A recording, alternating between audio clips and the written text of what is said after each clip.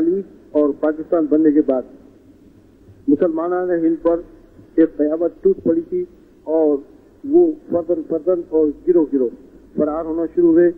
تو مولانا ابوالکلام آزاد دہلی کی جامع مسجد میں مسلمانوں نے ان کو پکارتے ہیں, للکارتے ہیں اور حوصلہ دلاتے ہیں, اور اس طرح سے ہندوستان میں رہ جانے والے مسلمانوں کے اکھڑے ہوئے پیر واپس جم جاتے ہیں. تو آئیے تشریف لاتے ہیں مولانا ابوالکلام آزاد پیش کرتے ہیں مسلمانوں نے ہند سے تاریخی اہم ولولہ انگیز خطاب. میرے بھائیوں, تم مادر وطن چھوڑ کر جا رہے ہو. تم نے سوچا اس کا انجام کیا ہوگا. تمہارے اس طرح فرار ہوتے رہنے سے یہ ہندوستان میں بسنے والے مسلمان کمزور ہو جائیں گے, اور ایک ایسا وقت بھی آ سکتا ہے جب پاکستان کے علاقائی باشندے اپنی اپنی جداگانہ حیثیتوں کا دعویٰ لے کر اٹھ کھڑے ہوں گے. اگر تم بنگال میں جا کر آباد ہو جاؤ گے تو ہندوستانی کہلاؤ گے. اگر تم صوبہ پنجاب میں جا کر آباد ہو جاؤ گے تو ہندوستانی کہلاؤ گے. اگر تم صوبہ سرحد اور بلوچستان میں جا کر آباد ہو جاؤ گے تو ہندوستانی کہلاؤ گے. اگر تم صوبہ سندھ میں بھی جا کر آباد ہو جاؤ گے تو ہندوستانی ہی کہلاؤ گے.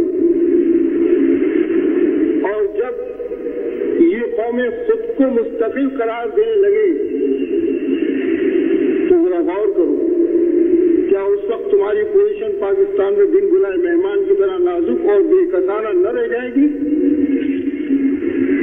دیکھو اور غور سے سنو, ہندو تمہارا مذہبی مخالف تو ہو سکتا ہے لیکن وطنی مخالف نہیں, اور تم اس صورتحال سے نمٹ سکتے ہو.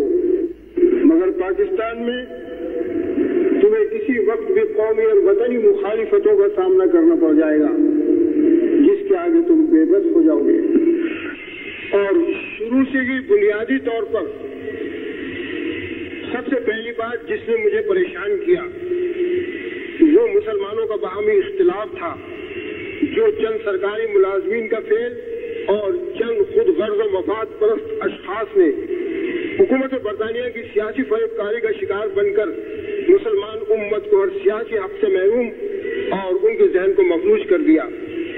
انہوں نے اس بات پر غور نہیں کیا کہ خود حکومت برطانیہ مسلمان گروہ کو اس نظر سے دیکھا کرتی ہے جیسے ایک شوہر اپنے حرم کی بیوی کو دیکھا کرتا ہے.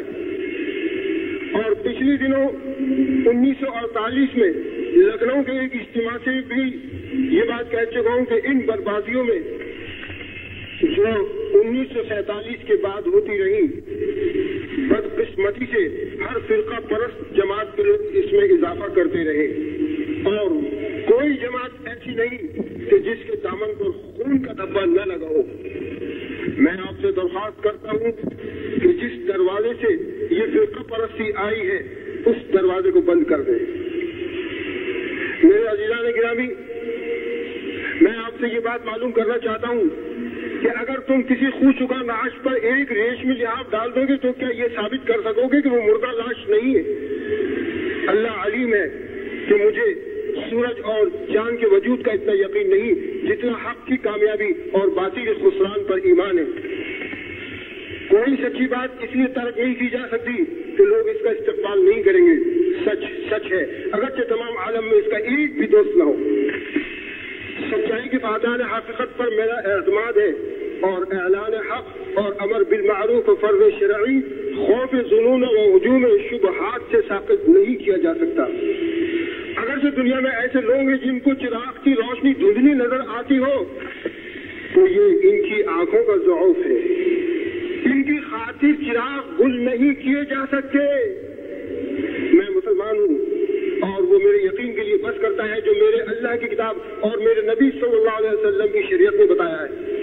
آزاد رہنا ہر فرد اور قوم کا پیدائشی حق ہے. کوئی انسان یا انسان کی گڑی ہوئی بیرو کریسی یہ حق نہیں رکھتی کہ وہ خدا کے بندوں کو اپنا محکوم بنائے.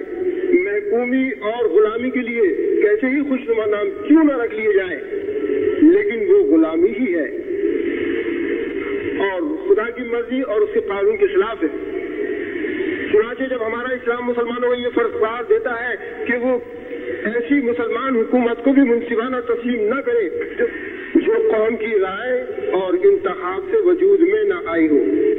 اگرچہ آج ہندوستان میں ایک خالص مسلم حکومت قائم ہو جائے مگر اس کا نظام بھی شخصی ہو یا چند حاکموں کی بیوروکریسی ہو تو اس وقت بھی میرا یہ فرض ہوگا کہ اس کو ظالم کہوں اور تبدیلی کا مطالبہ کروں. میرے بھائیوں، آپ کے ذہن نشین یہ بات ہونی چاہیے جو میں شروع سے کہتا چلا آیا ہوں کہ اس سرزمین ہندوستان کو ہم نے اسلام کے ذخیروں کی وہ سب سے زیادہ قیمتی چیز دے دی جس کی اسے سب سے زیادہ احتیاج تھی. ہم اپنے ساتھ ذخیرہ لائے تھے اور یہ سرزمین بھی اپنے ذخیروں سے مالا مال تھی. ہم نے اپنی دولت اس کے حوالے کر دی اور اس نے اپنے خزانے کے دروازے ہم پر کھول دیے.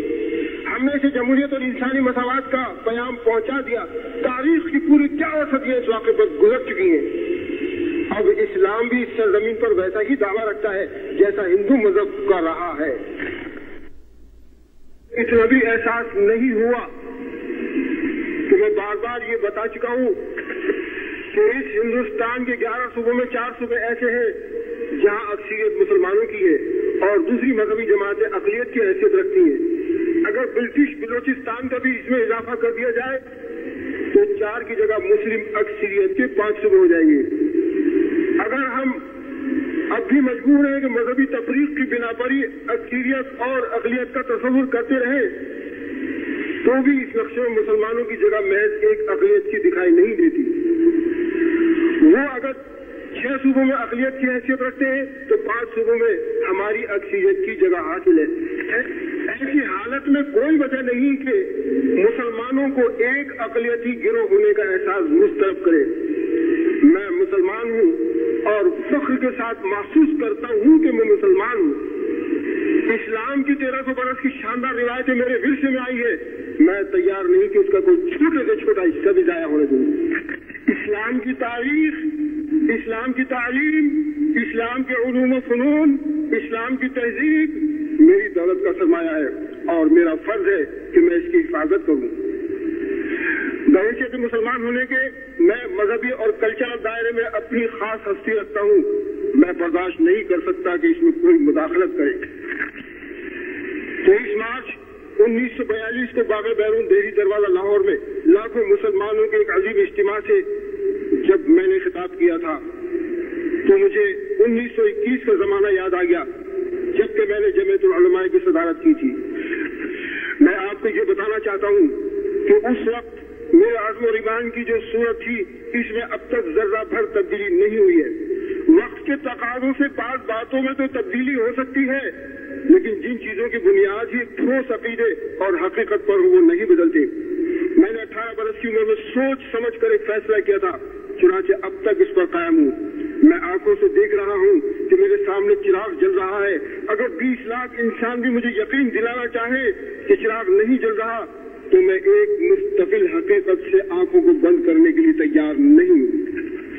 میں آنے والے زمانے کو کمزوری اور تذبذب سے نہیں دیکھتا بلکہ عزم و ہمت اور حوصلے سے دیکھ رہا ہوں.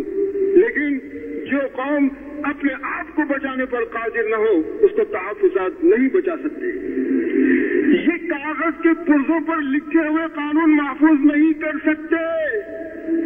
مسلمانوں کی تعداد 10 کروڑ ہے.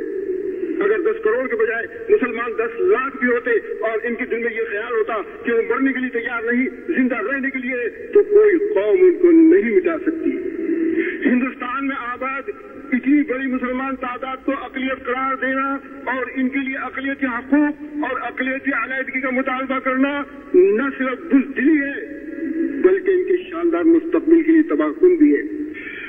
میرے نزدیک ہندوستان میں مسلمانوں کی حیثیت اقلیت کی نہیں بلکہ دوسری بڑی اکثریت کی ہے اور یہ اکثریت ہندوستان کی قسمت کے تمام سیاسی و اقتصادی تمدنی فیصلوں میں برابر کے حقدار اور حصے دار ہے. بس میری جگہ کمزوری اور تذبذب کی نہیں بلکہ یقین اور ایمان کی ہے. لیکن اگر اتنی بڑی تعداد یعنی 10 کروڑ ہوتے ہوئے بھی تم یہ خیال کرتے ہو کہ فنا ہو جاؤ گے، مٹ جاؤ گے، تو اس کا کیا علاج کہ 10 کروڑ لاشوں کو کوئی تحفظ اور کوئی دستور نہیں بچا سکتا. میں دہک رہی ہے، میں وہی حرارت آپ کے اندر پیدا کرنا چاہتا ہوں۔